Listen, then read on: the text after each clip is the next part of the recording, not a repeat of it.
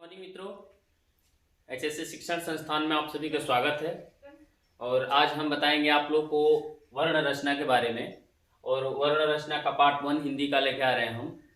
तो वर्ण से रचना होता क्या है, तो सबसे पहले हम जानेंगे कि वर्ण ध्वनि किसे कहते हैं। हम सब पहले इसके जानते हैं कि ध्वनि किसे कहते हैं, वर्ण किसे कहते हैं, वर्णमाला किसे कहते हैं, स्वर किसे कहते हैं और व्यंजन किसे कहते हैं। लेकिन फिर भी हम डीपली इसके बारे में जानेंगे कि आखिर क्या क्या होता है। तो वर्ण रचना पार्ट 1 पढ़ेंगे। तो हम आपको बता दें कि मुख से निकलने वाली प्रत्येक सार्थक ध्वनि को वर्ण कहते हैं। क्या कहते हैं? तो मुख से निकलने वाली प्रत्येक सार्थक ध्वनि को वर्ण कहते हैं। अब इसमें एक शब्द आया है सार्थक। सार्थक, तो इसके बारे में जानेंगे कि हमने यहाँ पे सार्थक क्यों लगाया है। तो मुख से निकलने वाली प्रत्येक ध्वनि, उसका कुछ ना कुछ अर्थ होना चाहिए। सार्थक का मतलब हो गया उसका कुछ ना कुछ मतलब होना चाहिए। तो मुख से निकलने वाली प्रत्येक सार्थक ध्वनि को वर्ण कहते हैं। यहाँ तक याद रखेंगे। तो इसीलिए ध्वनि को अभिव्यक्ति की न्यूनतम इकाई माना जाता है। अभिव्यक्ति, जैसे कि मैं आपको अभिव्यक्त कर रहा हूँ इस शब्दों के माध्यम से, वर्णों के माध्यम से, तो अभिव्यक्ति की जो न्यूनतम इकाई होती है, छोटी से छोटी इकाई होती है, उसको वर्ण कहते हैं। यदि पूछते कि अभिव्यक्ति की न्यूनतम इकाई को क्या कहते हैं, तो हम आंसर में देंगे कि वर्ण कहते हैं उसको। और इसे जानेंगे जैसे दूसरा है लघुत्तम वाक ध्वनि को वर्ण कहा जाता है। लघुत्तम, लघुत्तम का मतलब आपको पता ही है। लघुत्तम मतलब छोटी से छोटी, और वाक मतलब जो मुख से निकलने वाली ध्वनि होती है। वाक मतलब जो मुंह से निकलती हो, ठीक है, बोलते समय निकलती हो। तो जो बोलते समय छोटी से छोटी ध्वनि निकलती है उसको वर्ण कहते हैं। जैसे कि हम यहाँ पे लिख दिए क, अ, ग, ये छोटी से छोटी ध्वनि है और इसी को हम वर्ण कहते हैं। जैसे कि यदि कोई कहे कि नहीं इससे भी छोटा हो सकता है, क पे हलंत लगा देंगे, ग पे हलंत लगा देंगे, तो इसको, ये मित्रों खुद अपने आप में खुद ही छोटा है, बहुत लघुत्तम है, इसको जानेंगे। अब बता दें कि इन वर्णों के समूह को वर्णमाला कहते हैं। जो वर्ण है क से ज्ञ तक जो टोटल है, इनको एक समूह में रखा जाता है और उसी समूह को वर्णमाला कहते हैं। यानी कि वर्णों के समूह को वर्णमाला कहते हैं। और वर्ण किसे कहते हैं? तो मुख से निकलने वाली प्रत्येक सार्थक ध्वनि को वर्ण कहते हैं। तो अब जानेंगे जो ये वर्णमाला है। आगे हम वर्णमाला पे, तो वर्णमाला हम जानेंगे मित्रों, और कि वर्णमाला में कुल वर्णों की संख्या कितनी होती है? 52। वर्णमाला में कुल वर्णों की संख्या 52। और यदि पूछ दे कि वर्णमाला में मूल वर्णों की संख्या कितनी होती है, तो हम बताएंगे कि मूल वर्णों की संख्या 44 होती है। अब 44 कैसे होती है हम आपको बताएंगे, और 52 कैसे होता है ये भी हम अगले में बताएंगे कि 52 कैसे होता है। और इसको भूले नहीं, याद रखने के लिए हमेशा याद रहे कि जो अल्फाबेट में होते हैं, ए से जेड तक होते हैं, जो लेटर होते हैं अंग्रेजी में, तो इनके कितने 26 लेटर होते हैं। और 26 का दोगुना मतलब कि 52। मतलब जो अंग्रेजी के जो लेटर होते हैं 26, तो 26 का दोगुना 52, यानी कि उस अंग्रेजी के लेटर के दोगुना हमारा ये हिंदी वर्णमाला के वर्णों की संख्या होती है 52। अब ये वर्णमाला को हमें विस्तार से पढ़ना हो, तो हम इसके 3 रूप हैं और तीनों रूप को बारी बारी से स्टडी करेंगे। जैसे कि इसका वर्गीकरण 3 रूपों में हुआ है। पहला है उच्चारण स्थान। तो हम उच्चारण स्थान के माध्यम से जानेंगे कि वर्णमाला को कितने भागों में बांटा गया है। और फिर दूसरा आपका है वायु संवेग के स्थान। वायु संवेग के द्वारा, मतलब जो मुख से हमारी वायु निकलती है, इसके माध्यम से भी जानेंगे कि वर्णमाला को कितने भागों में बांटा गया है। और एक अंत में तारत्व है। तारत्व के माध्यम से हम जानेंगे कि वर्णमाला के कितने भाग हैं। तो सबसे पहले हम उच्चारण स्थान से देखेंगे कि उच्चारण स्थान के द्वारा वर्णमाला के कितने भाग होते हैं और कैसे होते हैं। दूसरा देखेंगे कि उच्चारण के स्थान पे वर्णों को कितने भागों में बांटा गया। तो उच्चारण के स्थान पे वर्ण को 2 भागों में बांटा गया, पहला तो स्वर और दूसरा व्यंजन। उच्चारण के स्थान पे वर्ण को 2 भागों में बांटा गया है, पहला स्वर और दूसरा व्यंजन।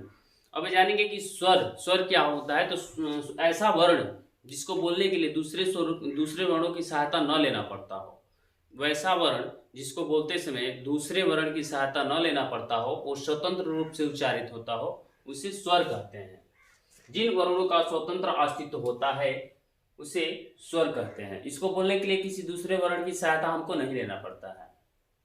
अब इन्हें मात्रा भी कहते हैं, इन स्वर को इन्हें मात्रा भी कहा जाता है। इनकी संख्या कितनी होती है? 11। इन्हें मात्रा भी कहा जाता है, इनकी संख्या 11। जैसे कि अ, आ, ई, उ, री, ए, ओ। इनकी संख्या कितनी होती है? 11। और इन्हें मात्रा भी ये याद रखेंगे कि इन्हें मात्रा भी कहा जाता है। क्यों? क्योंकि जब ऊ बोलते हैं तो ऊ में भी एक मात्रा लगती है, इसलिए इसे मात्रा भी कहा जाता है। अब जानेंगे कि ये जो स्वर है, स्वर कितने में होता है? 11। स्वरों की संख्या कितनी? हम जानते हैं कि स्वरों की संख्या याद रखेंगे इसमें 11। अब इन स्वर के भेदों के बारे में जानेंगे कि इन स्वर के कितने भेद होते हैं। इन 11 को, जो स्वर का जो वर्ण है 11, इन 11 को 4 भागों के माध्यम से हम जानेंगे। स्वर के जो भेद होते हैं वो 4 होते हैं। ह्रस्व स्वर होता है, दीर्घ स्वर, संयुक्त स्वर और प्लुत स्वर। इन 11 को 4 भागों में बांटा गया है। पहला ह्रस्व स्वर, दीर्घ स्वर, संयुक्त स्वर और प्लुत स्वर। तो कुछ यहाँ पे याद रखेंगे कि इनकी संख्या अगर पूछ दे कि स्वर के भेद कितने होते हैं, तो स्वर के भेदों की संख्या यदि पूछ दे तो क्या बताएंगे? 4 बताएंगे। स्वर के भेदों की संख्या कितनी होती है? 4। कुछ विद्वानों ने इनमें से ये दीर्घ को और संयुक्त को एक ही स्वर माना है। तो 1 और ये 1, 2 और ये 3। कुछ विद्वानों ने माना है कि स्वर के 3 भेद होते हैं। तो कैसे? तो ये जो संयुक्त स्वर है और दीर्घ स्वर है, इसको 1 मान लेते हैं।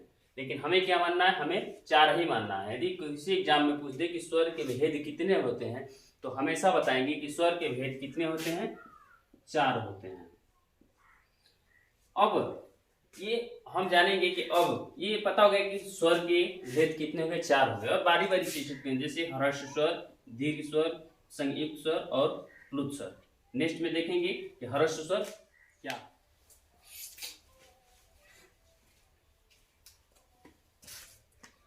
मित्रों, जैसा कि हम पीछे पढ़े हैं कि स्वर टोटल कितने होते हैं? 11। स्वरों की संख्या कितनी होती है? उच्चारण के स्थान पे स्वरों की संख्या कितने हम लोग पढ़े थे? 11। अब इन 11 को 4 भागों में बांटा गया था। हम बांटे थे पिछले वाले वीडियो में, पीछे बांटे थे 11 को 4 भागों में। कौन कौन सा? ह्रस्व स्वर, दूसरा क्या था मित्रों? दीर्घ स्वर, और तीसरा था संयुक्त, और चौथा प्लुत स्वर। इन जो स्वरों की संख्या उच्चारण के स्थान पे 11 हम बताए थे, 11 को 4 भागों में बांटा गया। ह्रस्व स्वर, दीर्घ स्वर और संयुक्त स्वर और प्लुत स्वर। जैसे कि हम बताए कि दीर्घ और संयुक्त स्वर को 1 मान लिया गया, और इसको 1, इसको दूसरा स्थान पे, इसको तीसरा स्थान पे 3 मान लिया गया। लेकिन हम माने थे, कितने बताया था आपको? कि 4 ही मानेंगे, ठीक है। और ऐसे हम स्वरों की संख्या जो 11 होती है, 11 को 3 भागों में डिस्ट्रीब्यूट कर दिए, बांट दिए स्वरों को। तो इसका सबसे पहले देखेंगे कि ह्रस्व स्वर। तो ह्रस्व स्वर किसे कहते हैं? जिन स्वर वर्णों को बोलने में बिल्कुल कम समय, अत्यंत कम समय लगता हो, उसको ह्रस्व स्वर बोलते हैं। जिन स्वर वर्णों को बोलने में अत्यंत कम समय लगता हो, उसको ह्रस्व स्वर कहते हैं। और दीर्घ स्वर की बात करें तो जिन दीर्घ स्वर को बोलने में, जिन स्वर वर्णों को बोलने में ह्रस्व स्वर के 2 गुना समय लगे, उसे दीर्घ स्वर कहते हैं। और ये प्लुत स्वर, जिनको बोलने में ह्रस्व स्वर के 3 गुना समय लगे, उसे प्लुत स्वर कहते हैं। और ये है संयुक्त स्वर।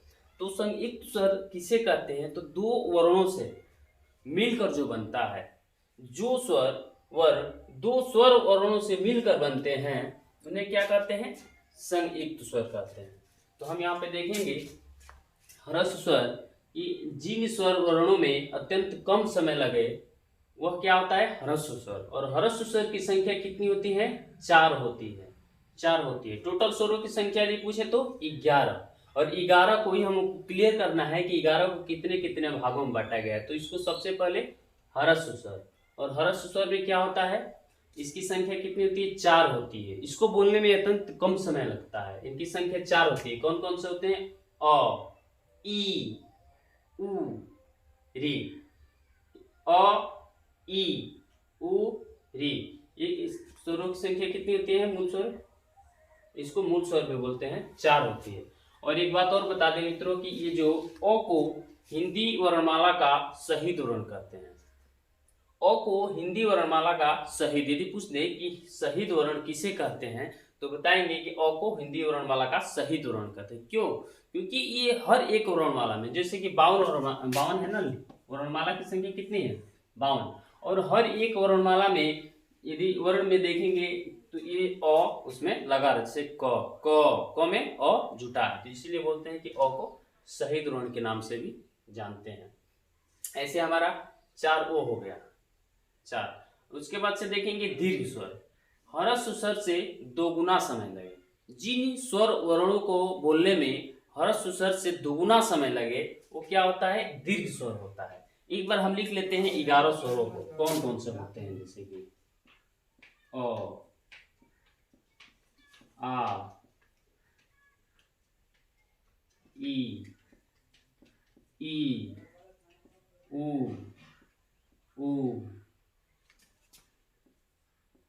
ए, ऐ, ओ, ये कितने हुए टोटल? 11। इस प्रकार से री को मिलाकर टोटल हो गए टोटल 11। दीर्घ स्वरों की संख्या कितनी होती है? 3। आ, ई, उ, ये होती है 3। और इसके पीछे क्या है? हर्ष स्वर की संख्या कितनी होती है? 4। तो 4 और 3 टोटल मिला देते कितनी होगी इसकी संख्या? 7। और हमें कहाँ तक जाना है? 11 तक जाना है। तो यहाँ तक तो 7 तक क्लियर हो गया। अब हम जानेंगे संयुक्त स्वर के बारे में।